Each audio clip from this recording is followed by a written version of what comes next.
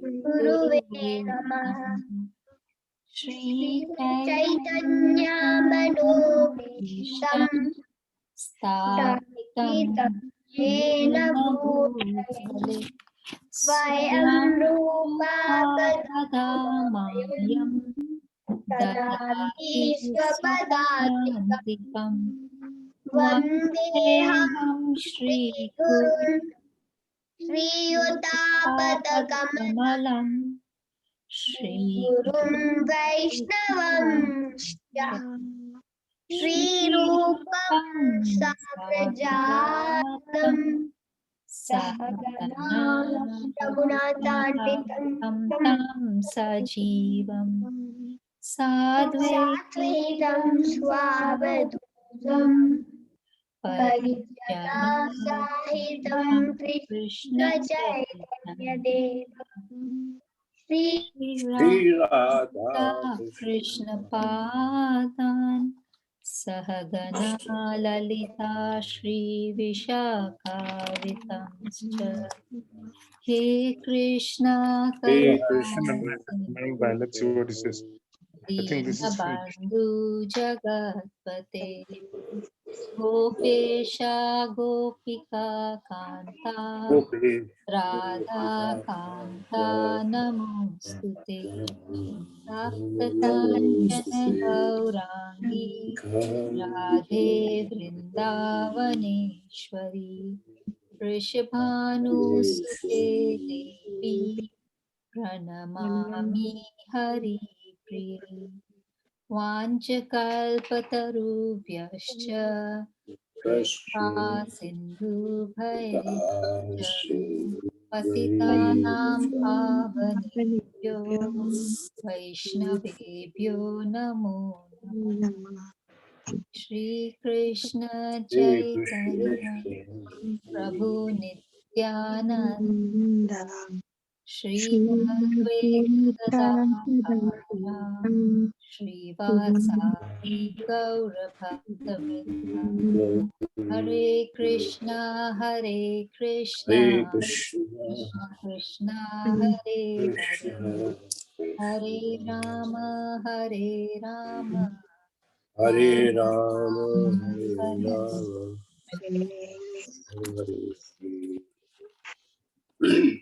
Hare Krishna.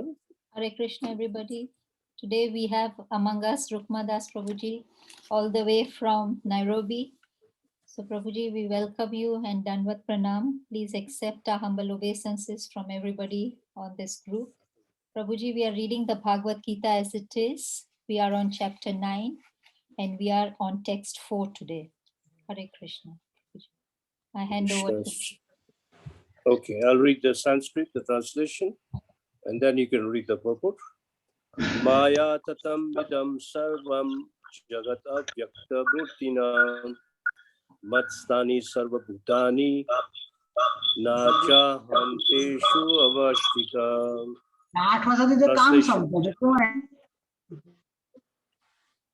By me, in my unmanifested form, this entire universe is pervaded. All beings are in me, but I am not in them. I repeat, by me, in my unmanifested form, this entire universe is pervaded. All beings are in me, but I am not in them. Mataji, you can read the purport. Hare Krishna. Purport by Srila Prabhupada ki Jai. The Supreme Personality of Godhead is not perceivable through the gross material senses. It is said, Ata Shri Krishna Namadi Nabhavid Grahyam Indriyaha Sevon Mukhehi Jihvadua Swayam Eva Spuratiyada. Bhakti Rasamrita Sindhu 1.2.34. Lord Shri Krishna's name, fame, pastimes, etc. cannot be understood by material senses. Only to one who is engaged in pure devotional service under proper guidance is he revealed. In the Brahma Samhita 5.38, it is stated, Premanjana charuti bhakti viloche chanena sanat santaha sadaiva hridayeshu vilokayanti. One can see the Supreme Personality of Godhead, Govinda, always within himself and outside himself in one has developed the transcendental loving attitude towards him. Thus, for people in general, he is not visible. Here it is said that although he is all pervading, everywhere present, he is not conceivable by the material senses. This is indicated here by the word avyaktama murtina. But actually, although we cannot see him, everything is resting in him. As we have discussed in the 7th chapter, the entire material cosmic manifestation is only a combination of his two different energies, the superior spiritual energy and the inferior material energy. Just as the sunshine is spread all over the universe, the energy of the Lord is spread all over the creation, and everything is resting in that energy. Yet, one should not conclude that because he is spread all over, he has lost his personal existence. To refute such an argument, the Lord says, I'm everywhere and everything is in me, but still I'm aloof. For example, a king heads a government which is but the manifestation of the king's energy. The different governmental departments are nothing but the energies of the king, and each department is resting on the king's power. But still, one cannot expect the king to be present in every department personally. This is a crude example. Similarly, all the manifestations that we see and everything that exists, both in this material world and in the spiritual world, are resting on the energy of the Supreme Personality of Godhead. The creation takes place by the diffusion of his different energies, and as stated in the Bhagavad Gita, Vishtabhyayam idam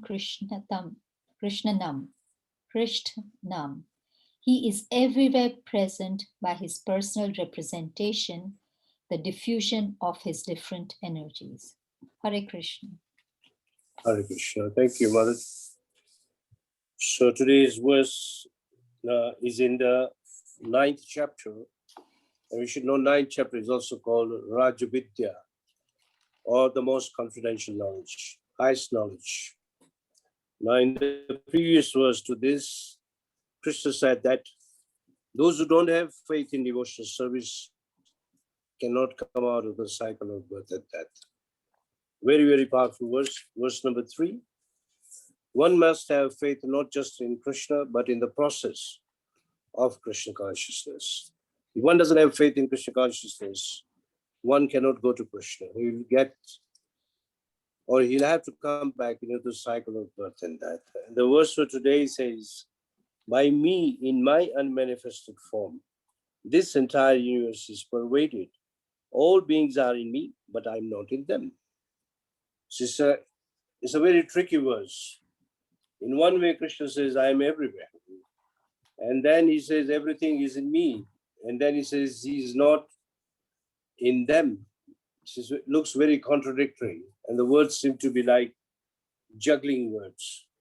Anyway, Sri Prabhupada is explaining. First of all, we should know that our senses are blunt. And with these blunt senses, we cannot understand Krishna. It's very difficult to perceive Krishna. That's why this verse is quoted from the Nectar of Devotion. Ata Sri Krishna Namadi na bhaved priyan indriya. Sevan mukhe hi jivado swayameva srutiyadam. Now here the word sevan mukhehi jivado. Jiva means the tongue. Ado means and others. When our service to Krishna begins with the tongue, followed by other senses, then Krishna automatically becomes manifested to us. That's why chanting Hare Krishna and eating prasadam, Krishna prasad, is very, very important. This is how the purification begins, and this is how the revelation of Krishna is going to take place. Without these two things, nothing is possible. So this verse says, Atashi Krishna Nama, Krishna's name, form, pastimes, abode, all this cannot be understood by our material senses. Because our material senses are not just impure, but they are also blunt. So it's necessary that we engage in pure devotional service. Pure devotional service is explained by Narada Muni.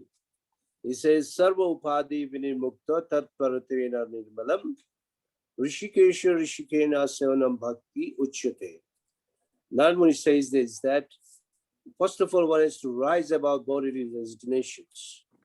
The body is always, we are mostly on a bodily platform. To an extent that even when we see a dead body being burnt in a crematorium, for some time we get some renunciation that, okay, even my body is going to end up here. This slight detachment, but still upon reaching home, you forget everything. Because being conditioned, we always remain on a bodily platform. So one has to rise above the bodily platform in order to understand who is Krishna. That's why it says, Sarva Upadi Vinir Mukta. Sarva Upadi means giving up all the Upadi. Upadi means designations. We have so many designations. First designation is, I am this body. I am of this color. I am belonging to this religion. I am a male or a female. I belong to this community, and so on. So many designations. One is to rise above these designations. So the exact translation is pure devotional service means to engage all our senses in the service of Krishna. And by doing so, there will be two side effects. The first one will be freed from material designations, and simply by engaging in the service of Krishna, our senses will become purified. So this is the advice given by Narada Muni. So in other words, Sri Prabhupada quotes another verse from Brahma Samhita, Premanjuna Churita, Bhakti Vilochanena, Santa Sadaiva Videshi, Vilokyanti, which means that when our eyes are anointed with love, then we can see Krishna everywhere. You find that many ladies have this habit of putting, black mascara, you call it kajal, or to make the eyes look beautiful. But here that's called anjan. Kajal is called anjan in Sanskrit. But we have to apply the anjan or anjan of pure love of Krishna. Seeing Krishna everywhere, seeing Krishna in the heart of everyone, seeing Krishna even within us.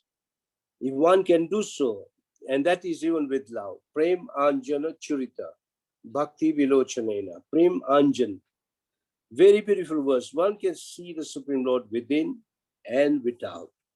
So without loving attitude towards Krishna, it is not possible to see Krishna. There has to be love in your heart.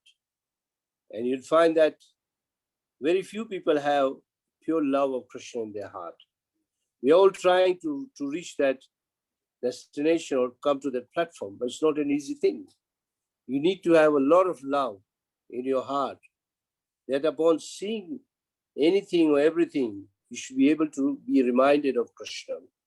In the nectar of devotion, many examples are given. In the Chaitanya Charitamrita, also another example is given, that Murari Gupta used to serve the king. He was a Mughal king in those times. And in those times when he was fanning him, somebody was fanning the king, the fan was made up of peacock feathers. So upon seeing the peacock feather, At once the thought went into Krishna, and he fell down from his seat. And the king was very, very wise. He realized that this person is a pure devotee. So to come to that level is not very easy. Sri Chaitanya Mahaprabhu has taught us that upon seeing the deity of Krishna, one should at once offer respects. At least for gents, they should pay dandavats, falling like a rod. For the ladies, they can just bow down. But otherwise, upon seeing the Lord, one should respect the Lord, even in the temple, even during the Rath Yatra, or in any way. Or if you see Tulsi, we should offer our respects. Or if you go to India, you go to many holy places. India is full of holy places. It gives you a thought of Krishna at once in your mind. So one should have that attitude of seeing Krishna within and without. This will awaken Krishna consciousness in us. So next he says, Sri Prabhupada is saying, actually Krishna is all pervading. He is everywhere. Now, if you remember, many times in the class we have discussed three words: Brahma, Paramatma, and Bhagavan. Brahma means all pervading feature of the Lord. And Paramatma means localized, or the Lord in the heart of everyone. And Bhagavan means Krishna himself. So absolute truth is realized in three features. Vadanti tattvas tattvam vidam yat jnanam abhyayam brahmeti paramatmeti bhagwaniti sapyate. The real absolute truth, or the absolute truth, can be understood or realized in three ways: all pervading Krishna, same Krishna in the heart of everyone, and Krishna in person as the Supreme Personality of Godhead, who is called Bhagavan Shri Krishna. So Krishna is all pervading, and though he is all pervading, due to our material senses, we cannot perceive him. Till our senses do not become purified or spiritualized, we cannot see him. Though everything is resting in him, that's why in this verse, this word avyakta murtina, avyakta means not manifest. He does not appear like that. He only appears in the heart or in front of the eyes of a pure devotee. So till we don't become pure devotees, we should not expect Krishna to appear in front of us. Of course, that does not mean that we become hopeless, that Krishna will never manifest to me. No, that hope should be there, and we should work hard for it.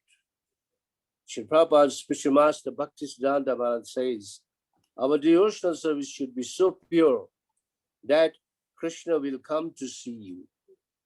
Do not desire or don't think that I will go and see Krishna or Krishna will appear in front of me. No, Krishna will himself come to you, of which there is no doubt. And Sri Prabhupada gives an assurance. If you're chanting daily, nicely, following the regulatory principles, associating with the devotees, remaining Krishna conscious all the time, Krishna will reveal himself to you. So that is the meaning of avyakta murtina. Though he's in front of us, but we don't see it. For example, in the story of Ajamila, we know that he uttered the name Narayan at the end of his life. Just at the time, at a critical time, when his prana or the life air was just leaving. And soon the four Vishnudutas appeared at once. And you're shocked, where did they come from? And the dark room became bright like the sun. And the four personalities came to rescue him and helped him so much that four things happened at the same time. Number one, he could realize that the name of Krishna is none different from Krishna, though he was calling the name of his son. But our Acharya says, and even if you read the proper Sri Prabhupada, he's explaining, though he uttered Narayan, but within his heart he knew Narayan is the name of Krishna. So first thing he understood was that Narayan or the name Krishna is none different from Krishna. First realization. That the name is so powerful that he would hear the glories of devotional service from the mouth of the Vishnudutas as they were explaining to Yamdutas. That was the second effect. The third effect was that when they went away, he got another chance to engage in devotional service. Because when they went away, it's not that he went to Vaikuntha, Ajimela. No, he woke up because the soul was again reinstated. He woke up and he quit the house and he went to Haridwar and engaged in devotional service for 5 months. And again, they came to take him. So the fourth effect was he went back home, back to Godhead. That's why Sri Prabhupada says, keep your senses pure by constantly chanting Hare Krishna, Krishna Krishna, Hare Hare, Hare Rama, Rama Rama, Hare. This will help us always think of Krishna, remember Krishna, at the same time purify our senses. Our senses, in most cases, are not pure, nor is our heart very pure. Because so much contamination comes in through the eyes, through the nose, through the ears, to the tongue, to the skin, constantly. And again, the heart becomes contaminated. So this is, it's like bringing dust within your house if the windows are open. Now the senses are like windows and the senses are always working. So you don't expect that your senses will not become contaminated. They will. As far as we have material body, the senses are bound to remain contaminated. So we need a gradual process of purification. And the best is to chant or hear the Hare Krishna mantra. So in the 7th chapter, if you remember, Krishna spoke of his two energies, Aparashakti and Parashakti. Aparashakti means material energy or the inferior energy. And Parashakti means superior energy. If you remember the verse, I think it's 7:4. It says, Bhumi apo nalo vayu kam mano buddhiye vacha. In that these 5 gross elements and 3 subtle elements, these 8 elements comprise of my inferior energy. And the verse number 5 says, Aprayam itashtu anyam prakratim vidhi me param jiva bhuta mahabaho yayadam dharyate jagat. The spirit within the body belongs to the superior energy. So actually we belong to the superior energy. But due to being conditioned or due to being under the control of the strong influence of the illusionary energy of Krishna, we forget our spiritual constitutional position. And that is why we become contaminated. So even if you study these verses, where is a place where there is no Krishna? Krishna is everywhere. Because everywhere you can see these 5 things openly: earth, water, fire, air, ether. Within you, you can see you have a mind, you have intelligence, and you have a false ego. So these 8 can be perceived, these material energies. And when you talk of spiritual energies, can be understood by hearing scriptures regularly, especially Bhagavad Gita. So the first lesson given to Arjuna in Bhagavad Gita is what is spirit soul, which is distinct from material body. In this way, very nicely explaining in more than 18 to 20 verses, Krishna speaks of what is spirit soul and what is body. And if you go to Srimad Bhagavatam, many places are explaining what is spirit soul and what is body. At least 2 to 3 examples I can give you, which are very practical.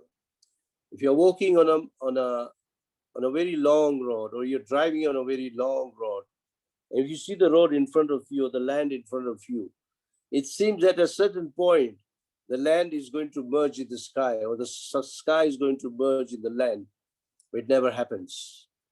The land and the earth never touches. Seemingly looks that it's going to touch each other, but it doesn't touch. In the similar way, the soul within the body, though within the body, remains aloof from the body. That is the first example. Second example, if you take a piece of wood, any piece of wood, it can be a small wood, like the one I'm holding in my hand, a small stick like this.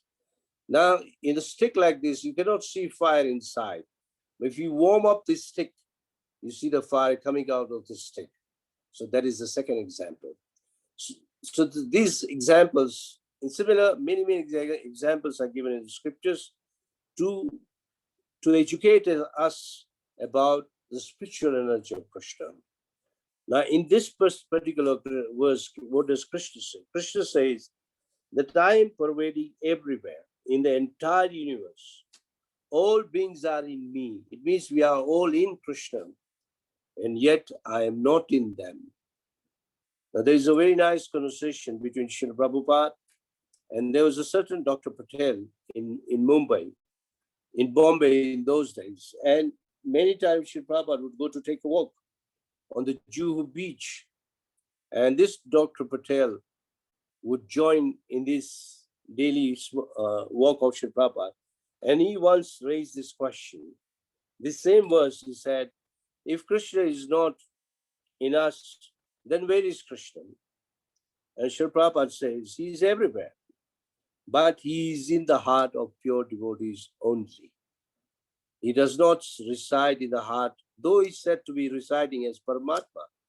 But Krishna personally resides in the heart of pure devotees. Krishna admits himself in the Srimad Bhagavatam 9th canto to Durvasha Muni when he went to get a help of getting freed from Sudarshan Chakra, which was following him, and he had no other option. Ultimately, he had to go to Lord Narayan, and Lord Narayan gave him 5 verses, and one of the verses is that don't think I am in my abode, don't think that I am in the heart of a yogi who is meditating upon me. No, but I am in the heart of my devotee, and my devotee is in my heart.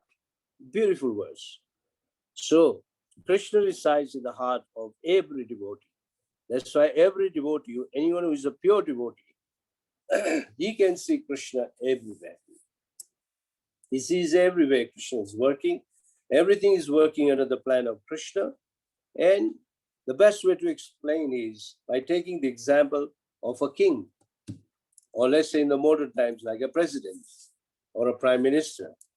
Now, the president may be in his office or maybe in his state house, as far as in Kenya, but by his energy, which is in the form of different ministries, the country is ruled, managed, and everything is going on. So this is how the king runs the country.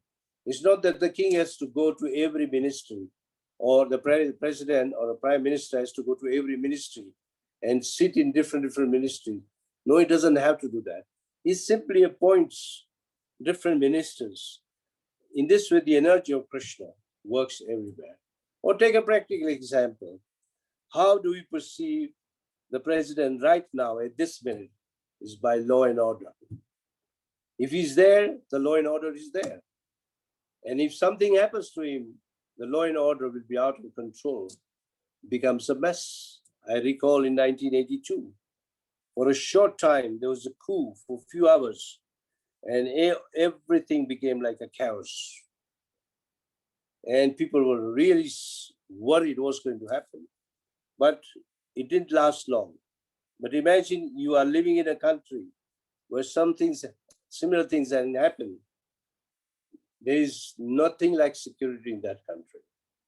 Anyway, the example is we can perceive the king or the president even right now in the form of love and order, law and order. Next, Krishna says that everything is depending upon Krishna. It's everything depending on Krishna's energy. And everything is a diffusion of Krishna's energy. Same thing Krishna explained in the 7th chapter. Krishna told Arjuna that I will give you knowledge which is phenomenal and noumenal. Having known this, you do not need to know anything further. It means if you know matter and if you know spirit, you know everything. Because when matter and spirit come together, then something can start living. Otherwise, thing will remain dead. So everywhere Krishna is there. And Krishna at one time can appear at many, many places. I'll give you one evidence which comes in Mahabharata. Many of you may have heard it, even if you have heard it, to hear it the second time. Very, very interesting. Now we all know the popular incident when Draupadi was put into trouble. She was dragged into the court of the Kauravas, and they wanted to see her without any clothing. So Dusashan started removing the sari, and Draupadi pleaded for help. Nobody helped her. And lastly, she thought that I am a Kshatrani. I am a warrior's wife. I will not allow Draupadi to, Dusashan to touch me. But then Dusashan was very powerful. He said that he had the strength of 10,000 elephants. In comparison, Draupadi is nothing. So at the last moment, there was no other option, only to think of Krishna. And she started thinking of Krishna and uttered the name of Krishna. Hey Govinda, hey Gopal, hey Krishna. Now what exactly happened at that time? Krishna was not in Hastinapur. He is not there in the court of Hastinapur. He was far away in Dwarka. And while he was in Dwarka, what was happening? Lunch was being served to Krishna personally by his wife Rukmini. And when Rukmini was serving the lunch, he's about to put the food in the mouth. At that time, the food will not enter the mouth. He's holding in his hand. So at that time, Rukmini is asking Krishna, Swami, in a good Vedic culture, the husband is called Swami. Swami, what's the problem? He says Draupadi is in trouble. So being a good wife, Rukmini said, stand up and help her. And Krishna did not stand up. He waited. After some time, he stood up. He did not eat. He went near the door and again he stopped. So Rukmini said, why are you stopping? Krishna said, at this time, Draupadi is trying to protect her own self. And then when Draupadi uttered the name in a helpless situation, Krishna left the door. At the moment he left the door, at that time, Dwarka was attacked by Satrambapsura. He was attacking Dwarka.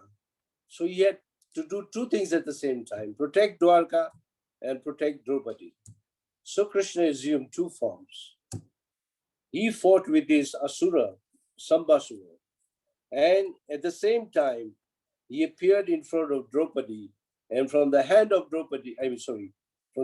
Krishna appeared a very long sari, endless sari, that Dusashan went on removing the dress, the sari, but he got defeated till he fell down unconscious. And the whole court was full of so many saris. So this shows Krishna all-pervading.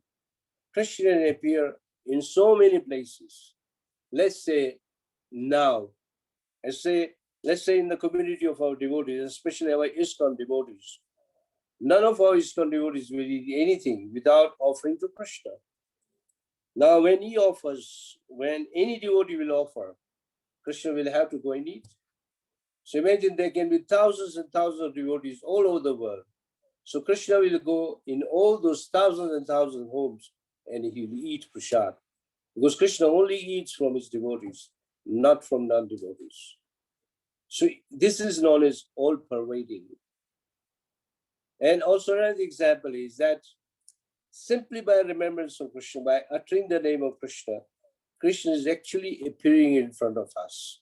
Because our eyes are not pure, we have discussed this verse earlier in the 7th chapter, Icha and Dvesha. Because our eyes are full of Icha and Dvesha.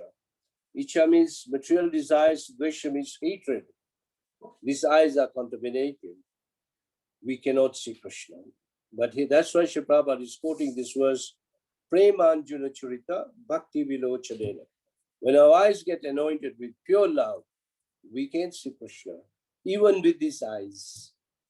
I can't remember, I've given you the story of Surdas, Bilva Mangal Thakur. I don't know whether it was in this Friday class. I can't recall anyway. Sudas lived for 700 years, and he was a blind person. And Krishna is a very good singer, and he would sing Krishna bhajan whenever he would be all lonely. And Krishna would come sit down in front of Bilva Mangal Thakur, who was almost 700 years old. He would sit here and Krishna would listen. One day, though he was blind, he could sense whoever this person is sitting in front of me, he is Krishna. So what did he do? He grabbed his hand, and Krishna stood up, leaving the hand of the old man, and started walking away. And Bilva Mangal Thakur at once said, "You can leave my hand, you can leave me and go away, but you cannot go away from my heart." Beautiful prayer. You can go away, but you cannot desert my heart. You are in my heart. So Krishna had to come back. And when Krishna came back, though he was blind, he could see Krishna right in front of him. Beautiful form of Krishna.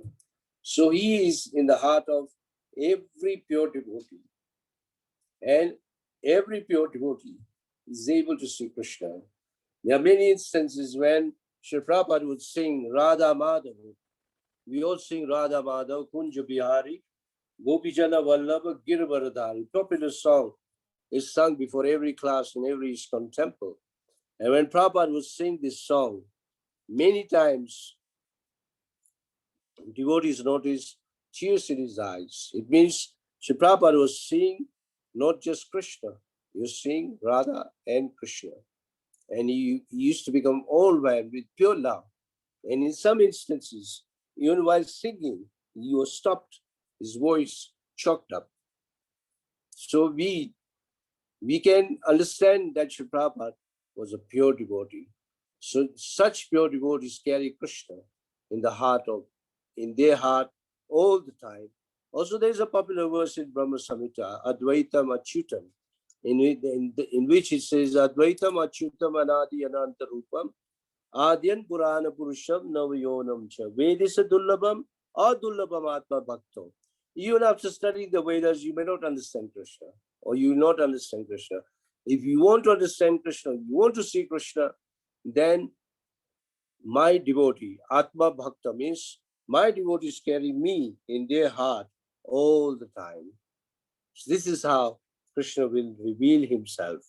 And also in the 7th chapter, if you remember 7:7, he had given the example of pearls and a thread inside, that everything is resting upon me like the pearls resting on a thread. I recall I had given this verse. So this thread is holding the pearls in a similar way. The thread of Krishna, Krishna's energy is passing through every item in this world. This is how the whole world is being held. Not only that, each planet is moving in its orbit, and Krishna puts his energy into each planet, that each one is able to float and move about on its orbit. So everything is dependent on Krishna's verses. And in the end, Sri Prabhupada says, Vishtabhyam idam Krishnam. While giving, this will come to all these verses in the 10th chapter. 10th chapter is the next chapter, which is called Vibhuti Yoga. And Vibhuti Yoga, Sri Prabhupada translates as the opulence of the Absolute, opulence of Krishna. When Arjuna asks, how do I meditate upon you? So Krishna gives many examples. He gives 72 examples. And after giving 72 examples, in the end, Krishna says, Vishtabhyam idam Krishnam. With a single fragment of myself, I pervade and support this entire creation. Krishna is holding everything with just a single fragment. Just like if you tell a child, take a mustard seed and put it on your head and tell me how heavy is it. And the child will say, I don't feel anything. Because mustard seed has no weight. In a similar way, Krishna is holding everything. It's like holding a mustard seed on the head of a child. So everything is being held by Krishna. And this is how this verse should be understood. If you do not understand the power of Krishna or this greatness of Krishna, to engage to engage in devotional service, a lot of doubts will arise in us. If we understand the greatness of Krishna, there will be no doubts in devotional service. That's why in the 10th chapter, Krishna says, both the material world and the spiritual world, aham sarvasya prabhavo matha sarvam pravartate. From me, these two worlds emanate. And those who know it engage in my devotional service. So in other words, Krishna is the honor of this material world and even of the spiritual world. But we have to have faith and belief. Yes, it is true. Then your devotional service can be executed nicely. Otherwise, if you keep having doubts, oh, how can it be possible? How Krishna become the honor of both the worlds?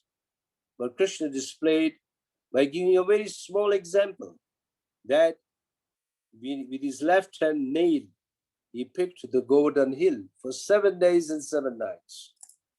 Simply by remembering the Govardhan Leela, or the pastimes of lifting the Govardhan, one can understand the strength or the power of Krishna. Now, this is just one example. The other example is he showed the entire creation in the mouth of himself, which was seen by Mother Yashoda. She saw the whole creation just in the mouth of her own son, Krishna, and she was like confused. Temporarily, she became unconscious.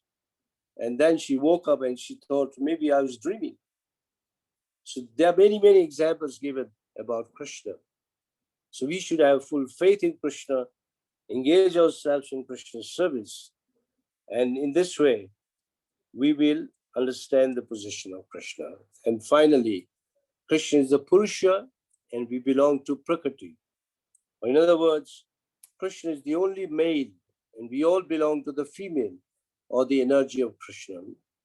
So everything belongs to Krishna, and Krishna is the owner, director, maintainer of every one of us, especially of our devotees. For a devotee, he maintains his devotee each minute of his life. He takes care of his devotees, personal care. Hare Krishna, the time is up. I went a bit ahead. I'm sorry. If you have any questions, you may ask. Hare Krishna, thank you very much, Prabhuji. You are right on time, Prabhuji. Are there any questions or comments? Shilpesh Prabhuji. Hare Krishna, Prabhuji. Hare Krishna, Shilpesh. Something on my mind. You mentioned a few times whenever like we're challenged or we're in doubt, just to open the Gita and read it at any page. Yeah. You get an answer. I never get the answer. Oh, no, you will get the answer. Maybe you did not read, or maybe you read with thinking of something else, but you'll always find your answer in that page. You and I can give you that assurance. You just open any page. Like I have a Gita in my hand, and let's say I'm too lonely, too many problems, too much tension on me. I open the page, I read entire 2 pages, and I see Krishna gives me a new hope there and a new answer there, and we are able to come out of it. I don't know, I have felt many devotees feel the same. Yeah. You can ask some other devotees also, not only me. Many devotees have the same realization. Yes, it's a mystical book. It is true. I'll keep at it. All right. Hare Krishna. Or before you open, chant the Maha mantra at least 3 times. And then you open the book. Good, yeah. So Krishna is there in the form of sound, and then Krishna is in the form of words in front of you. Sure. All right. Hare Krishna. We have new devotees also today in our group. Thank you very much for joining. This class is done every day at the same time, same link. Tomorrow we have Radhakanta Prabhuji from Bhakti Vedic Schools from London. So it will be another exciting class. Please join in. We have a question from Rajpuri Mataji.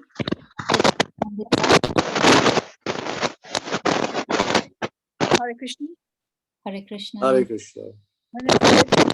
As you talk about the Surdas and the Bilvamangal Thakur, and they kept, they say that we'll keep you in our heart. Yes. Is it time to sing that prayers? Because we are not pure devotees. We can't keep Krishna in our heart. We're struggling to get Krishna into our heart. So can we sing that prayer? Yes, not just singing the prayer, but obeying Prabhupada's injunction that you chant Hare Krishna all the time, which is possible. If you chant Hare Krishna all the time, you are actually capturing Krishna in your heart all the time. The habit should be to chant Hare Krishna all the time, non-stop. Whether you have your beads in your hands or you don't have beads in your hands. Uh-huh. It is Thank possible. you. Thank you. All right. And this prayer is available. Surdas has written many, many prayers, and they are studied by all the Vaishnava schools. Very, very powerful prayers. You can read them. You can get them. Of course, I don't know if you have them in ISKCON, but Sri Prabhupada mentions that these prayers are available and you can read them. And we can sing them all the time. And it's not an offense, or it's not doing anything against our... It's not offense, but they are on a very high level. So it's better we read what Prabhupada has told us to do. Like Sri Prabhupada is, we have in our ISKCON songbook of the Vaishnava Acharyas. You'll get the same effect. Okay, thank you. Hare Right. Krishna. Thank you, Prabhuji. Hare Hare Krishna. Ravi Prabhuji has a question. Ravi Prabhuji, kindly unmute. Yes. Hare Krishna. Hare Krishna, Ravi.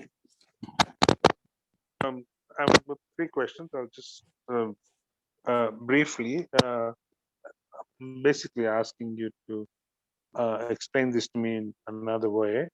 My unmanifested form. Number 1, what is that? This entire universe is pervaded. Number 2. Yes.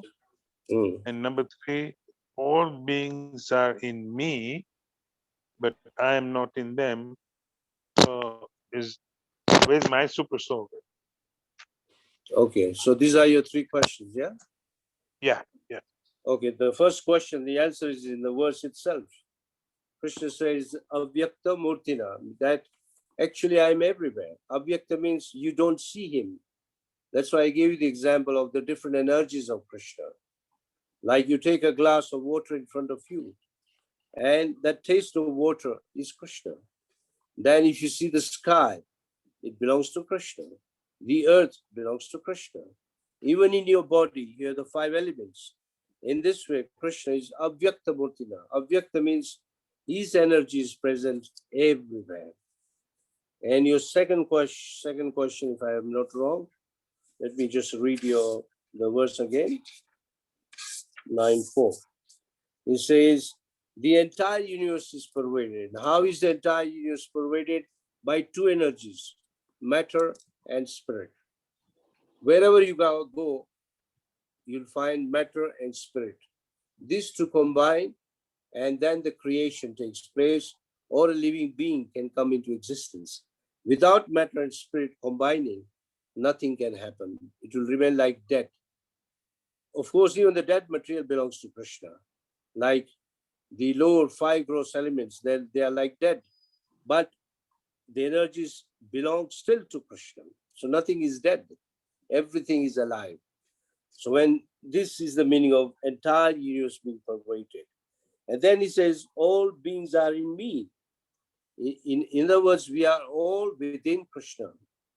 Now, if you study creation very nicely in Srimad Bhagavatam, then we all come originally from Mahavishnu, who is also called Karanadakshay Vishnu. According to our karma, when the creation takes place, then we are all coming out from his body. And we get individual bodies according to our past deeds. And we go on taking new forms according to our desires. In this way, the creation goes on and on. In other words, the cycle of birth and death goes on and on. And if we do not return to Krishna, and if the annihilation takes place, again we return to Mahavishnu's body, which again stays dormant for another period. In the 8th chapter, it says, again and again, the day of Brahma comes and the creation takes place. And when the night of Brahma comes, the whole creation is destroyed and there's nothing, null and void. It becomes just like a blank black sky. Nothing can stay here. Now that is 1,000 years of Brahma, creation takes place. Another 1,000 of years of Brahma, nothing is there, no creation. Again, new Brahma is created, again the creation takes place. So in other words, we are in Krishna. And then Krishna says, I am not in you. In other words, that along with each soul, Krishna is that super soul. But he's not in us if we are not pure devotees. If we become pure devotees, then he is with us. That is the meaning of this verse. And so I told you, as Sri Prabhupada is saying, that he's in the heart of a pure devotee. But he's not in the heart of everyone. Though he's in the heart of everyone as Paramatma. Paramatma is a feature, one of the features of Krishna. He's present in that feature in the heart of every living being, including an ant, a tree, a fish, a bird, animal, and even human beings, including you and me, as Paramatma, which the yogis can see if they perform yoga properly. And if they are successful, they can see his four-handed form as Vishnu. But for devotees, he can be seen the way he is playing the flute and what you call very beautiful eyes with a peacock feather on the head. Maybe I have a small drawing here. I don't know if you can see the drawing. This is what Krishna is there. In the heart of, in the heart of every devotee, playing a flute, Sham Sundar. Does that answer your question, Ravi? To be honest, not. But I'll harass you at the temple and we'll No. talk later. You can still ask what was not clear. 3 questions. This, but I am not in them. Yeah, he's not in the heart of everyone. But If you we are use told we are Prabhupada's part of language, Krishna all the time. All the time we are told we are part of Krishna. yes, we are part of Krishna. We are all Krishna's children. But Sri Prabhupada gives the example, a father may have many children, but father will like a child who is very obedient. He will become the favorite child. In the same way, if you want to become favorite of Krishna, we have to become pure devotees. Then he will be in our heart. At least become like, you understand? Like, or if you hear Prabhupada's language, Prabhupada says, I am not in the heart of the rascals, I am in the heart of the devotees. So you have to ask our question, do we belong to the rascal class or do we belong to the devotee class? So what you are saying is he chooses you. Yes, It is by his choice. By his choice, and he will give his grace. He will choose someone and then he manifests himself to him, not to everyone. Okay? I don't know whether I'm his choice, whether you are his choice. Well, we can, if we can you know? obey, Can you know? if you obey the scriptural injunctions, if you obey our spiritual master, and if your devotional service is attractive enough, it will attract Krishna. That is for sure. Yeah, so all we have to do is keep chanting Hare Krishna till we don't see him. That's it. And even after seeing him, don't stop chanting Hare Krishna. Okay. Yep. Okay. Thank you. Thank you. Thank you. All right. Hare Krishna, Prabhuji. Hare Krishna, Mataji. Prabhuji, can you please explain to me when it says, excuse me, when it says someone has achieved liberation, what exactly happens, please? Liberation means, Bhagavatam says, Mukti hitva sarupena avashtiti. Mukti means liberation. When one understands his constitutional position he has attained mukti. This is Prabhupada's definition. When he realizes that I am a devotee of Krishna, I am the servant of Krishna, you're already a liberated person. But you have to act like that from that time onwards. You're no more a bound person, you are a free person. That is the meaning of liberated. A liberated person means Jivan Mukta. Shri Prabhupada was Jivan Mukta, and we are Jiva Baddha Jiva. Baddha Jiva means we are bound. Shri Prabhupada was not a bound Jiva. He was not a Baddha Jiva, he was a Jivan Mukta. And a Jiva Mukta, the symptom is these three things are used in Krishna constantly: his words, his body, and his mind. Vacha, Vacha means the what you call words. Manasa means the mind, and Kaya means the body. When all three are used in Krishna's service, is a Jivan Mukta. So you can ask the question to your own self: are you 24 hours using these three things in Krishna's service? If yes, then you are also Jivan Mukta. So Prabhuji, I was reading a verse today from the Bhagavatam, Canto 5, where it says, Canto? Canto 5, Yeah. it says that liberation is one of the obstacles in the path of devotional service. Yes, that is true. Devotees don't ask for liberation because Chaitanya Mahaprabhu, while teaching this point, he says there are 6 things which become obstacles. If you want to hear all 6 of them, I'll tell you which ones are there. Number 1, he said that Jiva Himsha, giving pain to others, will become obstacle in your devotional service.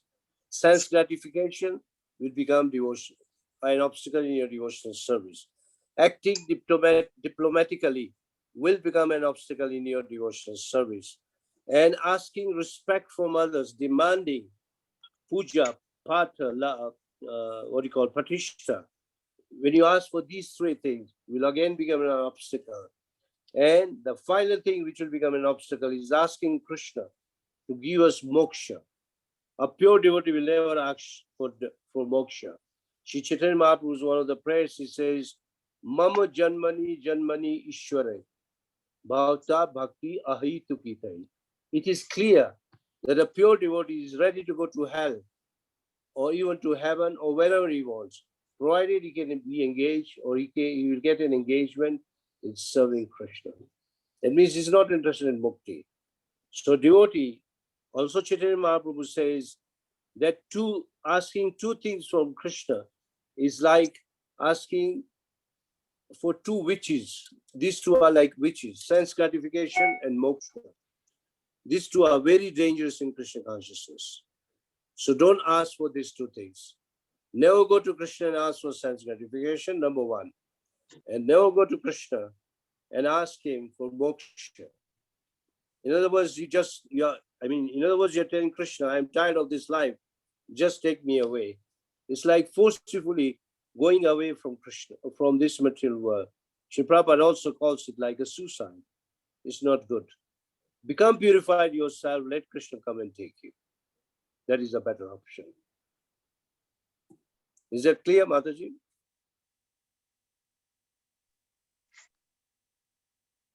Hare Krishna, Pramila Mataji, is it clear? Sorry, I thought I said yes. Thank you so much, Prabhuji. You were Okay. muted, Mataji.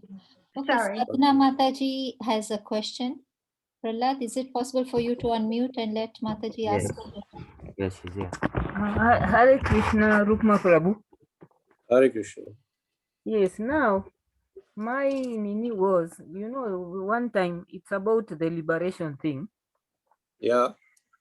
One time there's a class that I had attended, and when the lecture was going on, it's like he said that when someone gets being liberated is like you overcome your senses and desires and all that. It's like you are above the you are above the material things of this world.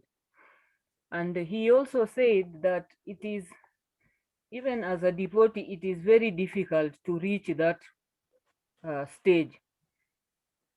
Only the pure Vaishnavas and Vaishnavis reach that stage. So what's your take on this, Prabhuji? Yeah, you're right. If a person is pure and he's not on this level anymore, he's a mukta. Mukta means he's a liberated person, he's not affected by this material world, which is a very good position, which is answered in the 18th chapter. Brahma Bhuta Prasannatma na sochati na kankshati. If you come to that platform, Brahma platform means on an absolute platform. You're already a liberated person. At that time, you'll have no hankering and no lamentation. Actually, so even talked about attachment, like you have to be out of your of even attachments, like even yes, family material attachment, not spiritual attachment. Yeah. Please correct yourself. Not material, not spiritual attachment. You have to be family clear out of your attachments material and attachment. others. Yeah. Yes, true, very true. To have spiritual attachments is healthy, is good for you. Yes. It's very good for you. For example, you can pray to Krishna that please be kind to me so that I can chant nicely. Please be kind to me, I can cook for you nicely. Please be kind to me, I can preach nicely or speak about to you to others. There's nothing wrong. These are all spiritual desires, which are welcome in Krishna consciousness. Yes. And Krishna will fulfill all your desires, that is for sure. Yeah, but Prabhuji, what type of desires are you talking about? Desires means That spiritual Krishna will desires. fulfill, because we are supposed to be liberated from the material desires and material desires and attachments. So what type of desires? See, if you go to the 18th chapter, in one purport, Prabhupada says, everyone wants a nice house. And it is true. But if you have a nice house, within that nice house, keep a nice altar also. Yes. If you have money, you want to make a building of yours, make a temple for Krishna. Mm-hmm. So though you have a material desire, along with that material desire, even Krishna's desire should be fulfilled. Serving Krishna, yeah. Yeah. So if the desires, the face of the desires are looking towards Krishna, those desires are acceptable. Nothing wrong. Mm. You have to turn your desires towards Krishna, and that is called desirelessness. It means no more material desires, only spiritual desire. Mm. But slowly by slowly, we have to get detached from the material. It will automatically take place. Yeah. Once you engage in devotional Gradually. service, you don't have to detach. Automatically, it will go away. Yeah. Take an example. If you go to the airport, before the plane takes off, for sometimes it's running on the what do you call, on the runaway. Yeah. And then slowly it gets the power, and then it takes off. It's not that the moment the pilot will put on the engine and it takes off. No, it takes time. Or another example is a fan in your house.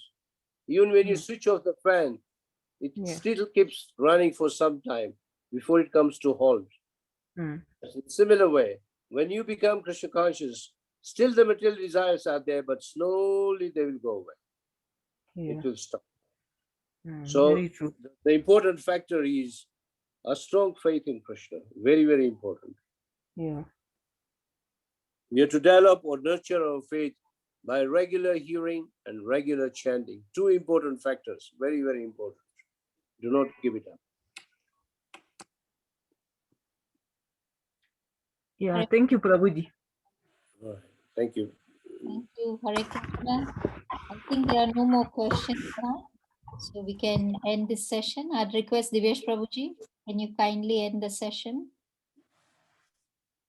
Divyesh Prabhuji. Hare Krishna, Mataji. Hare Krishna, Rukma Prabhuji. Hare Krishna, Divyesh. Thank you very much for this wonderful session. It's always an honor and a pleasure to have association with you. It's been a very, very good session and some very important lessons learned. Some of the ones are, without love, you can't attain the Lord. And the name of Krishna is no different from Krishna himself. You also mentioned how we should purify our senses by chanting his name, and purity is the key. You've also differentiated the spirit, soul, and the body with very good examples, like the sky does not touch the land when you're looking. And most importantly, you said that Krishna is everywhere and everyone, and we should try and see him everywhere. Everything is a diffusion of Krishna's energy, and everything is happening because of Krishna. And at one time, he can appear in many places, so all-pervading. And he eats prasadam from devotees. It's a very, very useful lesson, very, very good, very enlightening. We are most grateful and most honored for your association. Thank you very much. I request everyone to unmute and chant the Maha mantra for Rukma Prabhudas. Hare Hare Krishna, Hare Krishna, Krishna Krishna, Hare Hare, Hare Ram, Rama Ram, Hare. Vancha kalpatarubhyascha kripa sindhubhya eva cha patitanam pavanebhyo vaishnavebhyo namo namaha. Hare Krishna, Rukma Prabhuji. Jai. Jai. Prabhupada ki. Pada ki jai. Thank you very much, everybody. Kindly Hare join Krishna. tomorrow. We have a very good speaker tomorrow.